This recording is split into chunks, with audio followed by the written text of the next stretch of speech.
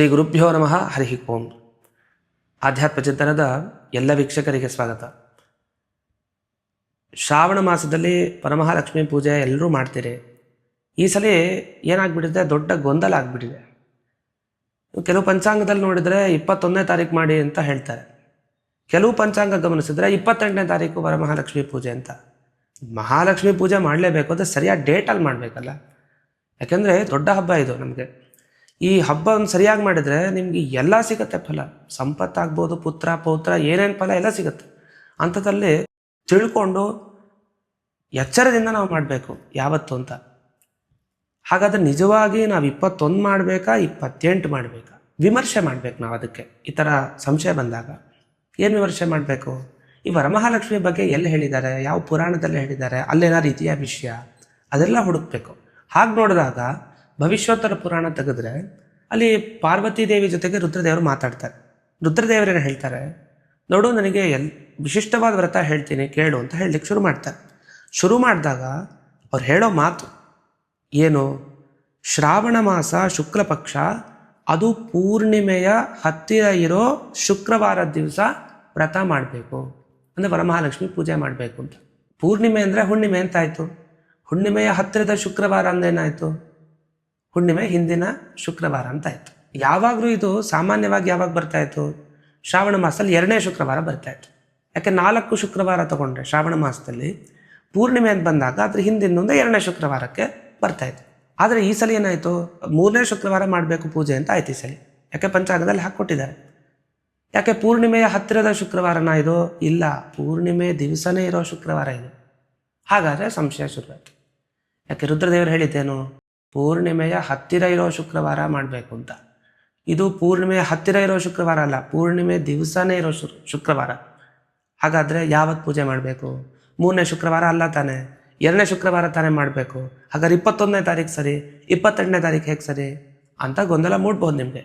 ಆದರೆ ಒಂದು ಗಮನಿಸಿ, ಕೆಲವು ಕಡೆ ಮಾತು ಸಿಗತ್ತೆ ಏನಂತ, 2ನೇ ಶುಕ್ರವಾರನೇ ಮಹಾಲಕ್ಷ್ಮಿ ಪೂಜೆ ಮಾಡಬೇಕು ಅಂತಲೂ ಸಿಗತ್ತೆ, ಇಲ್ಲ ಅಂತಿಲ್ಲ.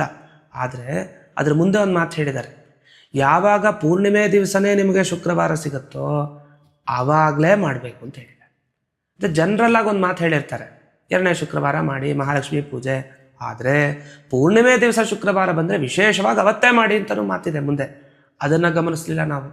ಯಾವಾಗಲೂ ನಮ್ಗೆ ಅಭ್ಯಾಸ 2ನೇ ಶುಕ್ರವಾರ ಮಾಡಿ ತಗೊಳ್ಳಿ ಸಲ 21ನೇ ತಾರೀಕು ಶುಕ್ರವಾರ 2ನೇದು ಮಾಡ್ಬೋಣ ವರಮಹಾಲಕ್ಷ್ಮಿ ಪೂಜೆ. ಹಾಗಲ್ಲ ನೋಡಿ, ಪ್ರಮಾಣ ಶ್ಲೋಕನೂ ಇದೆ ಇದಕ್ಕೆ. ಏನಂತ, ತೃತೀಯೋ ಭಾರ್ಗವೋ ಯತ್ರ ಪೂರ್ಣಿಮಾಯಾಂ ಪ್ರದೃಶ್ಯತೆ ಚತುರ್ದಶಿ ತಿಥೌ ವಾಪಿ ತೃತೀಯೇ ನೈವ ಪೂಜಯೇತ್ ಅಂತ ಒತ್ತು ಹೇಳಿದ್ದಾರೆ. ಇದೆಲ್ಲ ಬಂದಿರೋದು ಪಂಚರಾತ್ರಾಗಮದಲ್ಲಿ ಬಂದ ತಿಥಿ ನಿರ್ಣಯ ಗ್ರಂಥದ ಶ್ಲೋಕ ಇದು. ಹಾಗಾದರೆ ಅದೇ ಗ್ರಂಥದಲ್ಲಿ ಹಿಂದಕ್ಕೆ 2ನೇ ಶುಕ್ರವಾರ ಮಾಡಬೇಕು ಅಂತ ಹೇಳಿ ಮುಂದೆ ಪೂರ್ಣಿಮಾ ತಿಥಿಯಲ್ಲಿ ತೃತೀಯ ಭಾರ್ಗವ ಅಂದರೆ 3ನೇ ಶುಕ್ರವಾರ, ಭಾರ್ಗವ ಅಂದರೆ ಶುಕ್ರವಾರ, ಭಾರ್ಗವ ವಾಸರ ಅಂತ ಹೇಳ್ತೀವಲ್ಲ, ಆಗೇನು ಮಾಡಬೇಕು, ತೃತೀಯೇನ ಏವ ಪೂಜೆಯೇತ್, ಏವ ಅಂತ ಒತ್ತು ಕೊಟ್ಟು ಹೇಳಿದ್ದಾರೆ.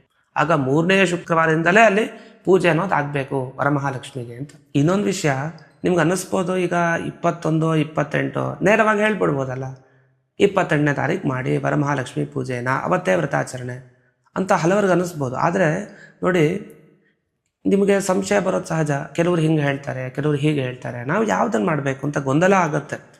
ಕೆಲವು ಸರಿ ಗೊಂದಲನೇ ಗೊತ್ತಿಲ್ಲದೆ ಇರೋರು ಹಾಗೆ ಆಚರಣೆ ಮಾಡಿಬಿಡ್ತಾರೆ. ಹಾಗಲ್ಲ, ಸರಿಯಾಗಿ ನಾವು ಯಾವತ್ತು ಪೂಜೆ ಮಾಡಬೇಕು ಅಂತ ತಿಳ್ಕೊಂಡು ಮಾಡಬೇಕು. ಯಾವತ್ತು ತಿಳಿದೇನೆ ಹಾಗೆ ಲಕ್ಷ್ಮೀ ಪೂಜೆ ಮಾಡಿದೆ ಲಕ್ಷ್ಮೀ ಒಲಿಯಲ್ಲ, ಹಾಗಿಲ್ಲ. ಸರಿಯಾದ ಸಮಯದಲ್ಲೇ ಆಗಬೇಕು. ಯಾವುದೋ ಟೈಮ್ನಲ್ಲಿ ಮದುವೆ ಮಾಡ್ಕೊಂಬಿಡ್ಲಿಕ್ಕಾಗತ್ತಾ? ಒಳ್ಳೆ ಮುಹೂರ್ತ ಇಟ್ಟೆ ತಾನೇ ಮಾಡೋದು. ಯಾವುದ್ಯಾವುದೋ ಮುಹೂರ್ತಲ್ಲಿ ಹಾಗೆ ಮಾಡ್ಕೊಡಲ್ಲ. ಯಾವುದೇ ಒಂದು ಕಾರ್ಯಕ್ರಮ ಆಗಲಿ, ಅದರಲ್ಲೂ ಪೂಜೆಗೆ ಅಂತ ಬಂದಾಗ ಸರಿಯಾದ ದಿವಸನೇ ಆ ಪೂಜೆ ನಡಿಬೇಕು. ಆದ್ದರಿಂದ ನೀವು ಇದನ್ನು ನೋಡ್ತಾ ಇದ್ದೀರಿ. ಈಗ ನೋಡಿಕೊಂಡು ಸರಿಯಾಗಿ ತಿಳ್ಕೊಂಡ್ರಿ ಯಾವ ಪ್ರಮಾಣದಲ್ಲಿ ಏನು ಹೇಳಿದ್ದಾರೆ, ಪುರಾಣದಲ್ಲಿ ಏನು ಬಂದಿದೆ, ಯಾವ ಪ್ರಕಾರ ನಾವು ಮಾಡಬೇಕು ಸರಿ ಅಂತೆಲ್ಲ. ಹಾಗಾಗಿ ನಿಮ್ಗೆ ಅನಿಸುತ್ತೆ, ನಾವು ಯಾವ ದಿವಸ ಮಾಡಬೇಕು, ಈ ದಿನಾನೇ ವರಮಹಾಲಕ್ಷ್ಮಿ ಪೂಜೆಯನ್ನು ಮಾಡಬೇಕು ಅಂತ ಗೊತ್ತಾಯ್ತು ನಿಮ್ಗೆ. ಈಗ ಇನ್ನು ಮುಂದೆ ವಿಷಯಕ್ಕೆ ಬಂದರೆ, ಈ ಪೂರ್ಣಿಮಾ ತಿಥಿ ಈ 28ನೇ ತಾರೀಕು ಶುಕ್ರವಾರ ನಿಶಾಮುಖ ವ್ಯಾಪಿನಿ ಅಲ್ಲ ಅಂತ ಬಂದು ಕೃಷ್ಣ ಪಕ್ಷದ ಸಂಬಂಧ ಆಗ್ಬಿಟ್ಟಿದೆ. ಯಾವುದಕ್ಕೆ? ಪೂರ್ಣಿಮಾ ತಿಥಿಗೆ. ಯಾವಾಗ ಕೃಷ್ಣ ಪಕ್ಷದ ಸಂಬಂಧ ಪೂರ್ಣಿಮಾ ತಿಥಿಗಿರುತ್ತೆ ಆವಾಗ ಆ ಪೂರ್ಣಿಮೆಯ ಹತ್ತಿರ ಇರುವಂಥ ಶುಕ್ರವಾರ ಮಾಡಬೇಕು ಅಂತ ಒಂದು ಪ್ರಮಾಣ ಕೊಡ್ತಾರೆ. ಆದರೆ ವಸ್ತುತಃ ಸರಿ ಇಲ್ಲ.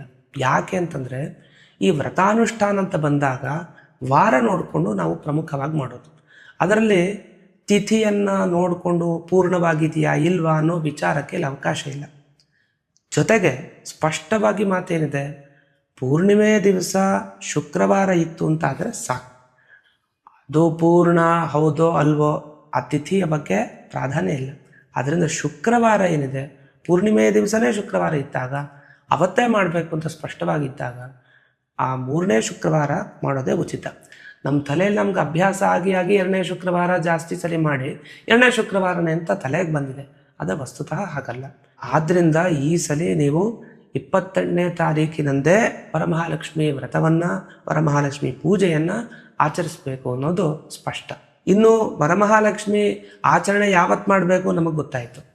ಇದಕ್ಕೆ ಸಂಬಂಧಪಟ್ಟಂತೆ ಯಾವ ರೀತಿ ವ್ರತಾಚರಣೆ ಮಾಡಬೇಕು, ಹೇಗೆ ಪೂಜೆ ಮಾಡಬೇಕು, ಸ್ಪೆಷಲಾಗಿ ಏನೇನು ಮಾಡಬೇಕು ಅವತ್ತು, ಆ ವಿಷಯಗಳು. ಜೊತೆಗೆ ವರಮಹಾಲಕ್ಷ್ಮಿ ವ್ರತಕಥೆ ಅನ್ನೋದು ವಿಶೇಷವಾಗಿದೆ. ಆ ವ್ರತಕಥೆಯನ್ನು ಕೇಳಲೇಬೇಕು ವಿಶೇಷವಾಗಿ. ಅದನ್ನು ಮೊದಲು ಡೇಟ್ ಫಿಕ್ಸ್ ಮಾಡ್ಕೊಂಡು ಎಲ್ಲ, ನಂತರ ವ್ರತ ಪೂಜೆ ಹೇಗೆ ಮಾಡಬೇಕು, ನಂತರ ವ್ರತ ಕಥೆ ಏನು, ಇದನ್ನೆಲ್ಲ ತಿಳ್ಕೊಳ್ಬೇಕು. ಅದಕ್ಕೇನು ಮಾಡಬೇಕು, ಇದೇ ಆಧ್ಯಾತ್ಮ ಚಿಂತನಾ ಚಾನಲ್ನಲ್ಲಿ ವರಮಹಾಲಕ್ಷ್ಮಿ ವ್ರತಕಥೆಯ ಎಪಿಸೋಡು ಬರುತ್ತೆ. ಜೊತೆಗೆ ವರಮಹಾಲಕ್ಷ್ಮಿ ಪೂಜೆಯನ್ನು ಹೇಗೆ ಮಾಡಬೇಕು, ಆಚರಣೆ ಯಾವ ರೀತಿ, ವ್ರತಾನುಷ್ಠಾನ ಹೇಗೆ ಅನ್ನೋ ವಿಷಯವನ್ನೂ ತಿಳಿಸ್ಲಿಕ್ಕೆ ಎಪಿಸೋಡು ಬರುತ್ತೆ. ಹಾಗಾಗಿ ಆ 2 ಎಪಿಸೋಡನ್ನು ಗಮನಿಸಿ 28ನೇ ತಾರೀಕೆ ವರಮಹಾಲಕ್ಷ್ಮಿ ವ್ರತ ಪೂಜೆಯನ್ನು ಮಾಡಿ ಅನುಷ್ಠಾನ ಮಾಡಿ ಅಂತ ತಿಳಿಸ್ತಾ, ಆಧ್ಯಾತ್ಮ ಚಿಂತನಾ ಚಾನಲ್ಗೆ ಸಬ್ಸ್ಕ್ರೈಬ್ ಆಗಿ ನೋಟಿಫಿಕೇಷನ್ ಬರುತ್ತೆ. ಆಗ ಈ 2 ವಿಡಿಯೋಗಳನ್ನು ಗಮನಿಸಿ ಯಾವ ರೀತಿ ಮಾಡಬೇಕು ಅಂತ ತಿಳಿಯುತ್ತೆ.